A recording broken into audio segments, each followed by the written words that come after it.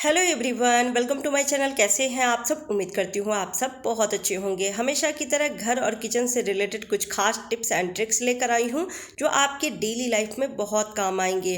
तो please video को पूरा देखिएगा। अच्छी लगे तो लाइक एंड शेयर कर दीजिएगा। चैनल पर पहली बार आए हैं तो सब्सक्राइब करके बेल आइकन जरूर प्रेस कर दीजिएगा ताकि मेरी वीडियो की नोटिफिकेशन सबसे पहले आप तक पहुँचे। आज का जो पहला टिप्स है वो है आलू को लेकर। आलू के पराठे हो या आलू की भुजिया हो, सब्जी हो, हम सभी बनाते हैं, खाते हैं, पर उसके छिलके को फेंक देते हैं। जैसे आलू को छील कर और फिर सब्जी बनाते हैं या भुजिया बनाते हैं तो उसके छिलके को तो हम सभी फेंक ही देते हैं, जबकि उसका छिलका बहुत ज़्यादा फ़ायदेमंद है, खासकर बालों के लिए।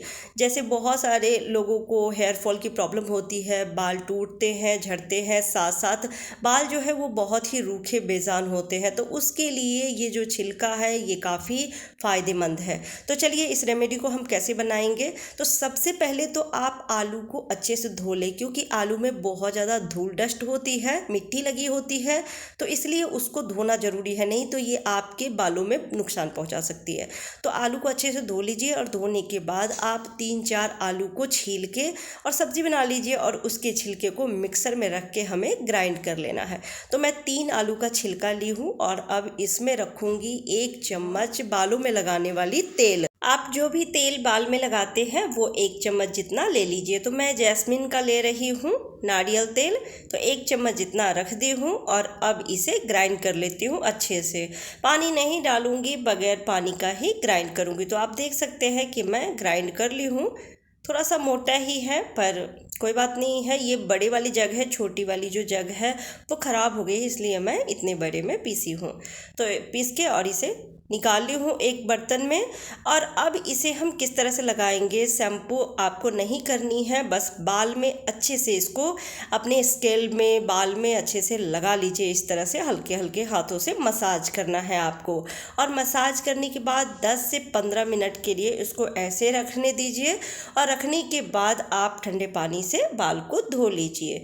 धोने के बाद आप देखेंगे बाल जो आपके बहुत ज़्यादा टूटते हैं वो टूटना लगभग कम हो जाएंगे। 2 से 3 वीक आप इस तरह से यूज़ करेंगे तो, और बाल एकदम सिल्की और मुलायम हो जाएंगे। तो आप इस रेमेडी को ज़रूर ट्राई करके देखिएगा। उम्मीद करती हूँ आपको ये टिप्स पसंद आई होगी। अगला टिप्स है फ्लोर को लेकर। झाड़ू पोछा तो हम सभी डेली ही करते हैं, डेली झाड़ू पोछा करते हैं, पर ये जो टाइल्स लगी रहती है जहाँ पे जॉइंट रहता है वहाँ पे अक्सर ही कुछ खाने पीने की चीज़ें या फिर धूल डस्ट भी बैठ जाती है। तो चाहे आप कितना भी फ्लोर को अच्छे से पोछा लगा लें, लेकिन ये जो बैठ जाती है खात में, उसमें से कभी भी क्लीन नहीं होती है। कई बार बहुत ज़्यादा गंदगी फंस जाती है जो देखकर बहुत ही बुरा लगता है, अच्छा नहीं लगता है।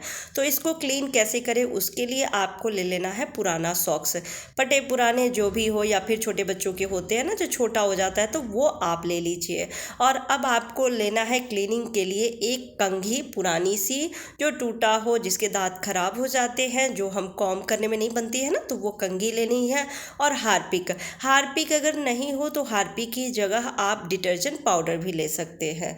डिटर्जेंट पाउडर को पानी में घोल लीजिए और घोल के उसको जहाँ पर भी गंदगी है वहाँ पे गिरा लीजिए।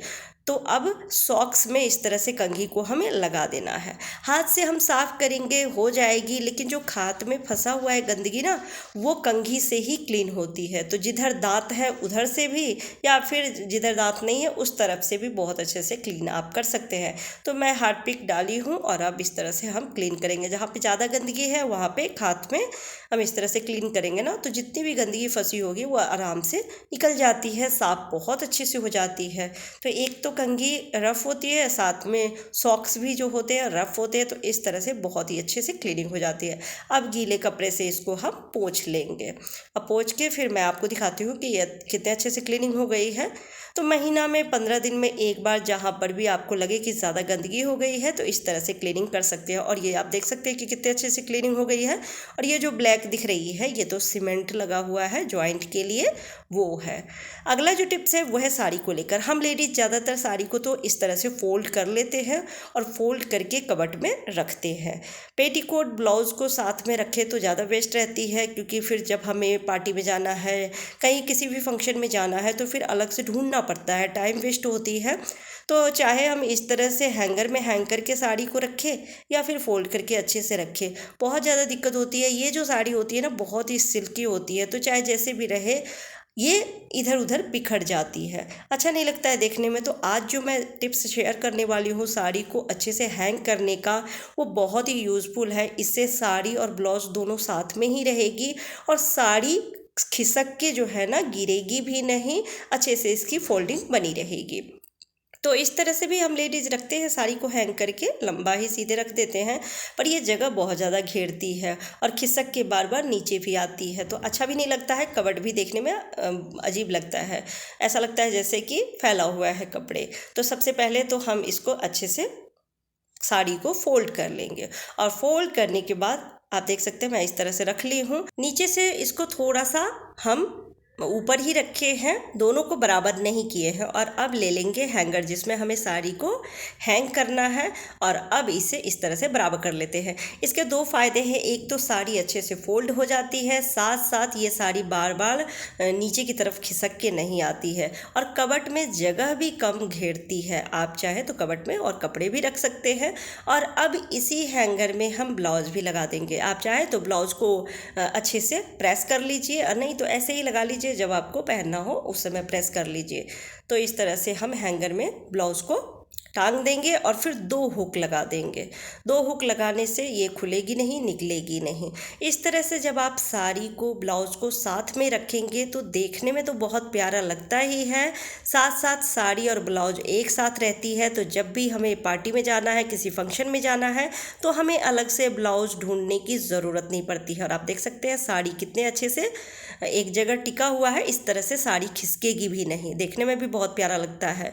तो ये बहुत ही बढ़िया ट्रिक है, इस ट्रिक से आप साड़ी को ज़रूर फोल्ड करके देखिएगा, यकीन मानिए आपको बहुत पसंद आएगी। अगला टिप्स है दूध को लेकर। दूध तो हम सभी पीते हैं, खासकर बच्चों को दूध देते हैं पीने के लिए, पर गर्मी के समय में बच्चे दूध गर्म पीना नहीं चाहते हैं। और अगर छोटे बच्चे हैं, भूख लगी है, दूध को जल्दी हमें ठंडा करना है, जस्ट अभी हमने दूध को बॉयल किया है, अब इसे हम कैसे ठंडा करें। उसको ठंडा करने के लिए हम बड़ा सा बर्तन लेते हैं, दो और एक दूसरे में उसे ट्रांसफ़र करते हैं जिससे कि जल्दी ठंडा हो जाए। या फिर नीचे दूसरी बाउल में हम पानी रखते हैं और ऊपर दूध रखते हैं, उसको रख के छोड़ देते हैं। इसमें बहुत ज़्यादा समय लगती है, या फिर फ्रीजर में या फ्रिज में रखें उसमें भी। तो उसके लिए बहुत ही बढ़िया तरीका है कि आप ले लें चाकू, जिससे हम सब्जी कट करते हैं ना, वो चाकू आपको चाहिए, वो ले लीजिए कोई सा भी, या फिर चम्मच ले लीजिए, वो आप रख दीजिए दूध के अंदर और 5 मिनट के लिए आप छोड़ दीजिए। देखेंगे बिना ज़्यादा मेहनत के, बिना किसी झंझट के दूध जो है वो नॉर्मल टेम्परेचर पे आ जाती है। तो वो जो चाकू थी ना, वो बहुत छोटी थी, दूध में डूब रही थी और ऊपर प्लास्टिक लगा हुआ था जो कि हानिकारक था, तो इसलिए मैं बड़ी वाली चाकू ली हूँ और इसको दूध में डुबो के रख दी हूँ। इस तरह से जब आप दूध को रखेंगे ना, गर्म दूध बहुत जल्दी ठंडी हो जाएगी। तो उम्मीद करती हूँ आज के सारे टिप्स आपको पसंद आए होंगे। पसंद आती है तो प्लीज़ वीडियो को लाइक एंड शेयर कर दीजिएगा। चैनल पर पहली बार आए हैं तो सब्सक्राइब जरूर कर लीजिएगा। Bye bye, take care.